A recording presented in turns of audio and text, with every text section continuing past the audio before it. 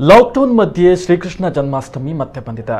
ಆದರೆ ನಾಡಿನ ಜನರ ಸಂಭ್ರಮ ಸಡಗರಗಳನ್ನು ಕೋವಿಡ್ ಮಹಾಮಾರಿ ಕಿತ್ತುಕೊಂಡಿದೆ.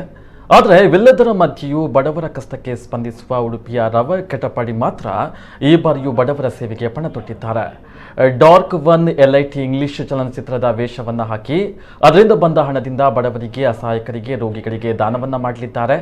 ಇದಕ್ಕಾಗಿ ಜಿಲ್ಲಾಧಿಕಾರಿ ಜಿ ಜಗದೀಶ್ ಅವರಿಂದ ವಿಶೇಷ ಅನುಮತಿಯನ್ನು ಪಡೆದ ರವಿ ಕಟಪಾಡಿ ಅವರು ಉಡುಪಿ ಜಿಲ್ಲೆಯಾದ್ಯಂತ ಸಂಚರಿಸಿ ಅಭಿಮಾನಿಗಳಿಂದ ಧನ ಸಂಗ್ರಹ ಮಾಡಲಿದ್ದಾರೆ.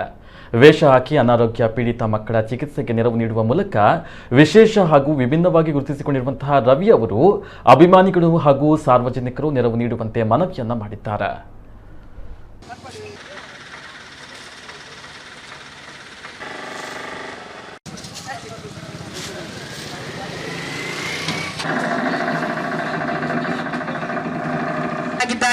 ಅಲ್ಲದೆ ನೇರವಾಗಿ ಕೋವಿಡ್ ರೋಗಿಯ ಸಂಪರ್ಕದಲ್ಲಿರುವ ಕೂಡ ಹೋಟೆಲ್, ಛತ್ರ, ಸಮುದಾಯ ಭವನ ಮುಂತಾದ ಕಡೆಗಳಲ್ಲಿ ಕ್ವಾರಂಟೈನ್ ಮಾಡಲಾಗಿದೆ.